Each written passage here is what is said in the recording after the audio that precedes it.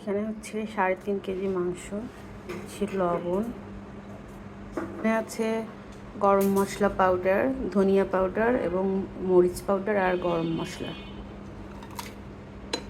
আছে, আদা রসুন বাটা আর জিরা বাটা।